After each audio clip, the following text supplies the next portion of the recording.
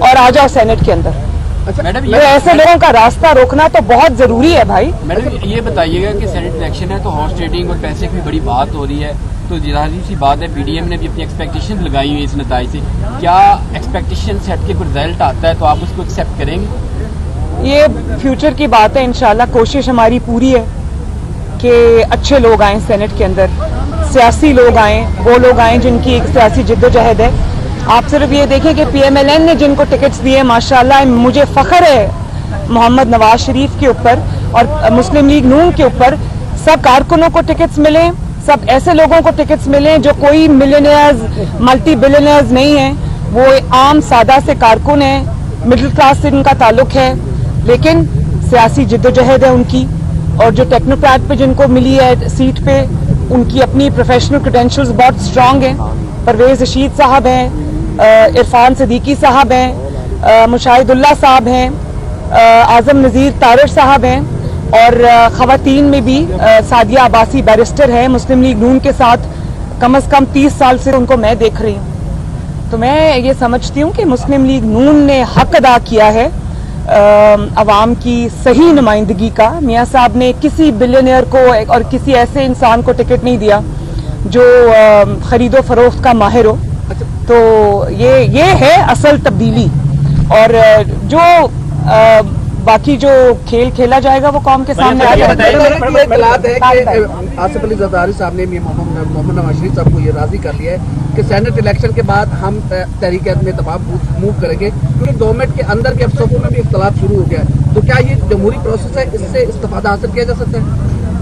तो जो मैं हालात देख रही हूँ, ये ना हो कि सेनेट इलेक्शंस के दौरान ही अदम एतमाद हो जाए। वो कौन कर लाएगा? आप लोग लेके आएंगे अदम एतमाद या पीपल्स पार्टी लेके आएगी? कौन लेके आएगा अदम एतमाद? वो अवाम का गैज़ो गज़ब लेकर आएगा, और जिनको टिकट्स पैराशूट के जरिए दी गई हैं और जो खरबों रुपए अरबों रुपए हो रहे हैं, वो उसी के खिलाफ आएगा। चल रही थी हुकूमत की जानिब से प्रोपेगेंडा भी किया जाता था कि पीडीएम बहुत जल्द टूट जाएगा, टूट चुका है। आप अभी तक ना तो पीडीएम टूटा है, पीडीएम का इत्तेहाद बरकरार है। आप इसका क्रेडिट अपने आप को देंगी या फिर हुकूमत की जो नाकाम पॉलिसी है उनको देंगी? किसको क्रेडिट देंगी? मैं इसका क्रेडिट पाकिस्तान के अवाम को दूंगी, क्योंकि पीडीएम अवाम की नुमाइंदा है, और पीडीएम तो बाद में बनी है। अवाम मेरा ख्याल है कि अपोजिशन से पहले बहुत आगे निकल गए थे, अपोजिशन लेट हो गई थी, और अपोजिशन को अवाम की आवाज़ से आवाज़ मिलानी पड़ी। और जहाँ तक पीडीएम का सवाल है, मेरी ख्वाहिश है कि पीडीएम इस हुकूमत के जाने के बाद भी इंटैक्ट रहे, क्योंकि एक नया चार्टर जो है वो पीडीएम इस मुल्क को दे, ताकि उस चार्टर के तहत इस मुल्क को चलाया जाए।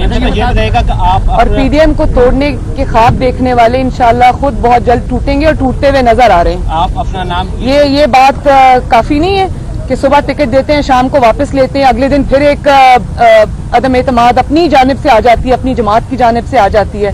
लोग रो पड़े हैं, मतलब अपनी जमात रो पड़ी है कि खुदा का वास्ता है, जिस इंसाफ की तुम बात किया करते थे, जिस तोड़ जोड़ की तुम बात के खिलाफ तुम्हारी जिद्दोजहद तुम्हारे कहने के मुताबिक होती थी, तुम जो कर रहे हो उसके ऑपोजिट कर रहे हो।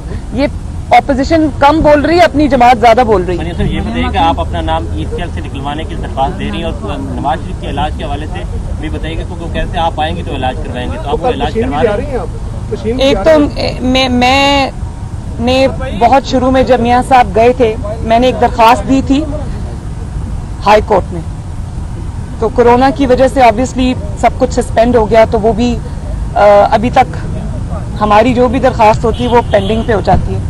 लेकिन अगर मुझे अब कोई घर पे आके कहे, मेरी अपनी भी एक हेल्थ की छोटी सी प्रॉब्लम है, मेरी एक सर्जरी होनी है जो कि पाकिस्तान में हो नहीं सकती, लेकिन मैंने ये फैसला किया कि मैं इस हुकूमत को बिल्कुल ये रिक्वेस्ट नहीं करूंगी इंशाल्लाह कि मेरा नाम ईसीएल से निकाले। मुझे इस मुल्क से कहीं नहीं जाना, मेरा जीना मरना इस मुल्क के साथ है इंशाल्लाह ताला। इस मुल्क में ये प्लेजर मैं इनको कभी नहीं दूंगी। और अब मैं ये भी सुन रही हूँ कि आपस में जो मशावरत हो रही है, टीवी पे भी एक वजीर ने आके कह दिया कि मरियम को बाहर भेजो, मामला ठीक हो जाएंगे, और ये बातचीत हो रही है, मुझे इसका अच्छी तरह से इल्म है, लेकिन मरियम इंशाल्लाह ताला बाहर नहीं जाएगी।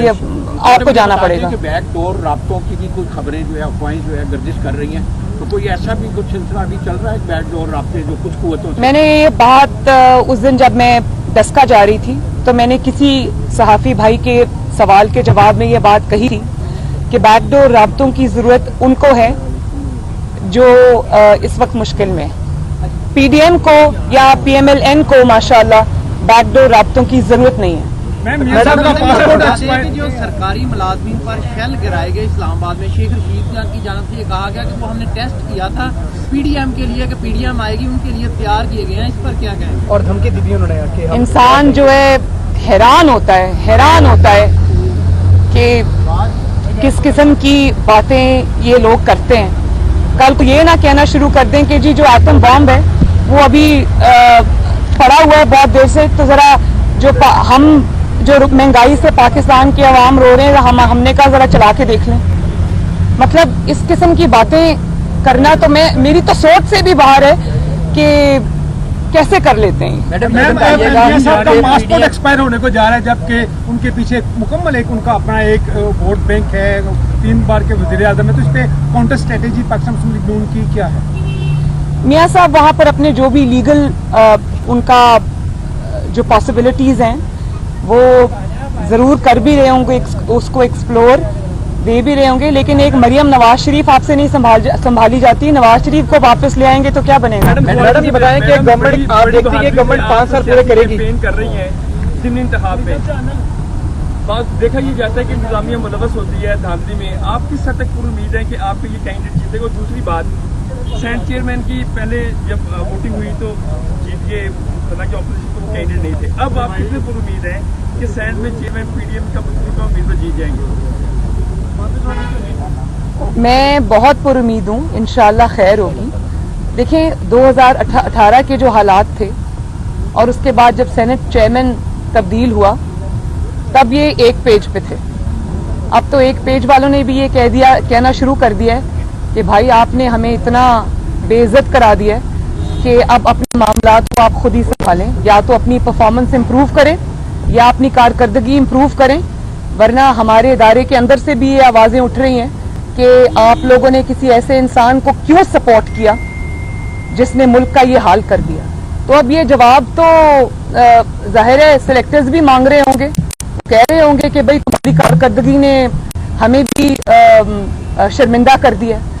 तो जब इस किस्म के हालात हो जाएं तब इलेक्शन चोरी करना अगर इम्पॉसिबल नहीं तो मुश्किल ज़रूर हो जाता है। और मैं खुश हूँ कि सेनेट के इलेक्शंस में जब चेयरमैन सेनेट का इलेक्शन हुआ था उस वक्त बड़ा अफसोस हुआ था कि पाकिस्तान की सियासत क्या शक्ल इख्तियार कर रही है और ये खरीदो फरोख्त जो होती है, डराना धमकाना जो होता है। लेकिन अब मैं हाइंडसाइट के साथ ये सोचती हूँ कि इस किस्म के वाक़यात अगर मुल्क में ना हो, तारीख में ना हो, तो कौमें कभी सबक नहीं सीखती।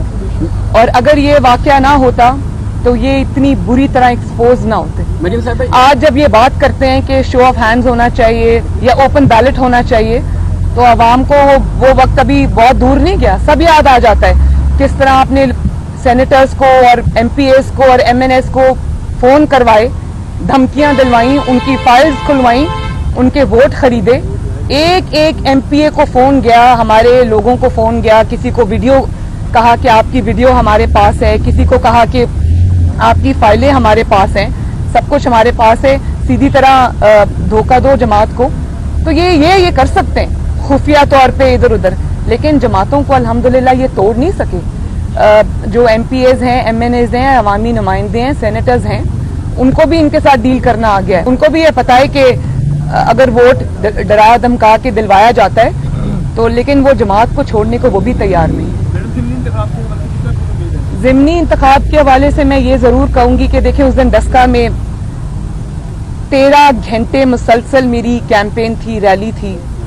जिस तरह एक छोटा सा जगह है डस्का, जिस तरह अवाम वहां पर उन्होंने अपनी सपोर्ट शो की, मेरे ख्याल में अल्हम्दुलिल्लाह उसी दिन वहां पर मुझे तो पता चल गया था कि शेर जीत गया। हाँ, अगर आपने कुछ करने की कोशिश की तो ये याद रखना कि ये चीज छुपी नहीं रही।